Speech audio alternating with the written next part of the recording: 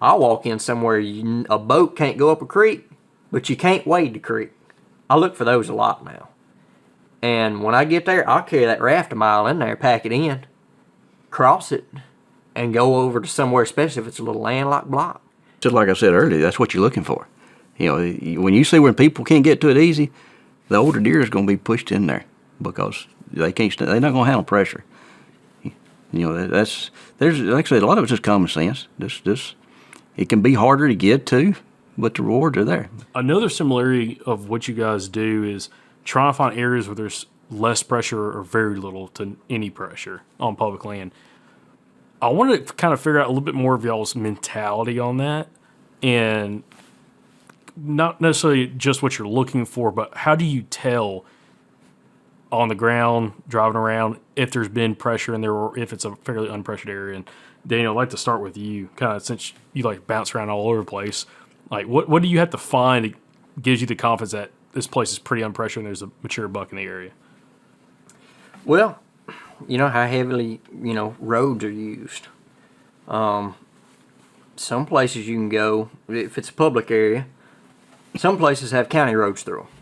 So the county road, main county road, they have a lot of pressure, but say a pull-off road, it's going to be a dead end. If that's got a lot of traffic on it, okay, people hunting more than likely, coming in here to a dead end road, because if there's locals or something around here, they know it's a dead end road, they're not going to be going down it, more than likely, unless they're hunting, or if it's somebody from out of state coming and hunting, they're going to be going because they know there's going to be dead end road, public access.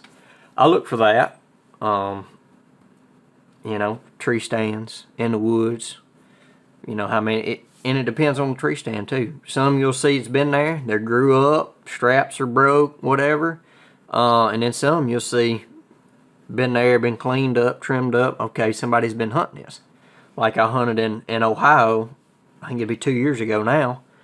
Went in there, found 2 tree stands, but they had grew into the tree, grown up, vines on them. I was like, nobody's hunting this, and if they are, they're not bow hunting it. They're gun hunting it, because they was in more of a gun area, more wide open woods, not up in the thicket like a bow set.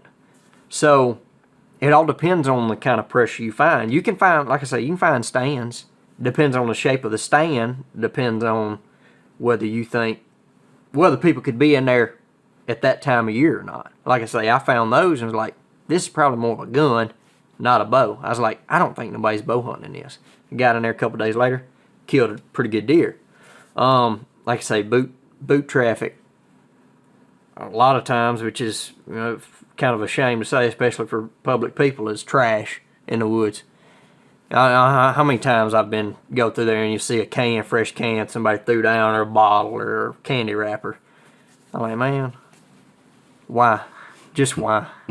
You come out here and you're going to hunt this and you're going to leave it in this shape after you leave, because, that irks me a little bit. But anyway, human pressure, and that could be anything, like I say, from road traffic, boot traffic, to, like I said, with stands or with trash, fresh trash, what that's going to be.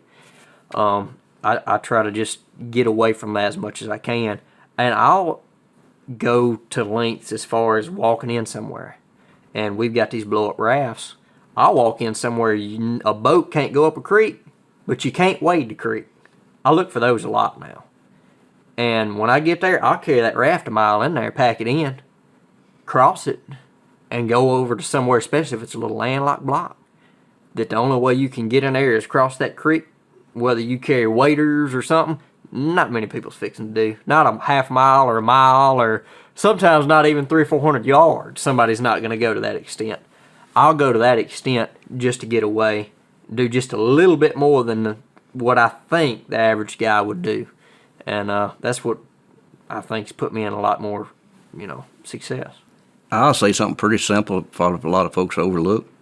Tuesday, Wednesday, Thursday, public land. Stay away from it opening weekend. Now, if you fish open weekend and you want to hunt, but let it settle down. Tuesday, Wednesday, Thursday, most of the time your local crowd is going to be at work. If you want to be a public land hunter, you need to be able to hunt Tuesday, Wednesday, Thursday. They're just, if you don't have a front or something, look for that. The parking lots, most of the time public lands, you got to have a certain place you park. Well, you can tell if the grass is wore down or if there's tracks in it. But it goes back to, like I said, I probably hunted, I don't know, 45, 50 days last year. Maybe a couple of days I run into somebody. Because I'm just like Daniel was saying, I'm looking for that place across the creek. I like running smaller boats, so I'm looking for the back of I'm looking for certain things. A boat ramp that folks can't put their fishing boat in because they can't get their big boat in. I get away from people. It's pretty simple. It goes back, you got to get out and learn, how can I get away from people? And of course, water plays a huge factor in that. And y'all both mentioned water access, getting back away from some people.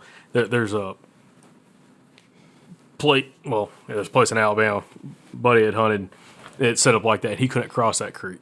He had to come in from the access point, saw a bunch of deer, but then ended up seeing more deer across that big creek. It was far enough up you aren't bringing a big boat up in it, but there's no way to get a big boat to it. It's also far enough in to get to the creek. You're probably not dragging a canoe or kayak. But he had nothing to cross it. He's like, I don't know how deep it is, but it's 30, 40 feet across, and it's cut banks, and it looks deep as, super deep. It's kind of slow-moving water.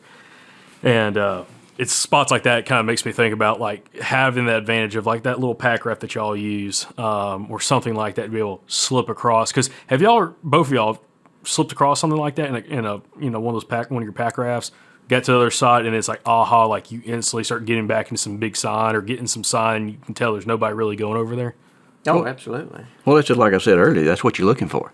When you see when people can't get to it easy, the older deer is going to be pushed in there because they're not going to handle pressure. There's like I said, a lot of it's just common sense. It can be harder to get to, but the rewards are there when you find it. And Jeremy, you mentioned this earlier. When you get to a spot, you like to drive roads and kind of look at access, and where it really was a lot of access, but also like where pressure is. What notes are you taking, kind of like mental notes, are you taking when you're spot checking it? Because we try to do the same thing, but I'm curious about your method to that. Well, I just look at what's harder to get to, what takes more effort, because that weeds out a lot of hunters. A lot of folks not going to put a lot of effort out. Now, you get into some of these traveling hunts, if there's good areas, you start getting a lot of good hunters that think like you do. So you sort of got to use a little bit different psych. You look at what style of hunters are there. When I run into somebody in the woods way back, most of the time I sit down and I won't talk to them because they think just like I do. But you get away from most people thinking different. And it's like the more distance, and it's not always distance, how far you can walk, but it's like you said, how hard it is to traverse. There was a spot up in, it was actually in Iowa. This was 7 years ago. I was up there kind of on a work trip, and then we were checking out a little piece of public. And where the parking area was, they had a big, nice mowed path going down this little field that like was the main access, but there was woods right next to it. But there was a kind of like a knockout rose, like just rose bush thicket right there, just nasty. It was probably a little over chest high. I'm like, clearly nobody's walking there. You can't see the parking area. There's nowhere to cross it. But I'm like, I bet you there's deer just on the other side of that. And I can see on the map there's a little ditch on the other side.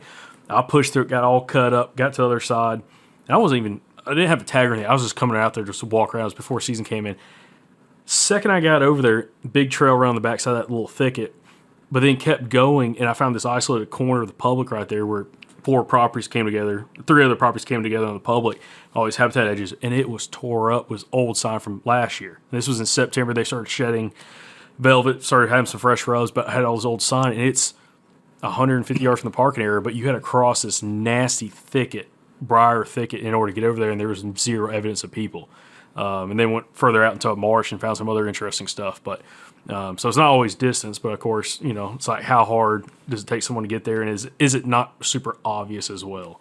I love those places where you park at a gate and there's like some kind of path that goes, like around here it'd be like logging roads, they have a gate on it. Everybody's going to walk that logging road. But if you can go 200 yards down the logging road and find a good little spot to cut off that's not super obvious and get in there and find some pretty good sign, most of the people are going to walk by you because they're going to try to walk further down and then hunt 100 yards off that road. So, yeah. Or if you got a big hill or something right there. Yeah. Most folks not going to climb a hill to get to. and you're talking about bluffs. Get up over a bluff or around a bluff, dude. Right. That cuts off a lot of people. Absolutely. Get your grappling hook and throw it up there. Oh, yeah. I don't mind. I'll do it.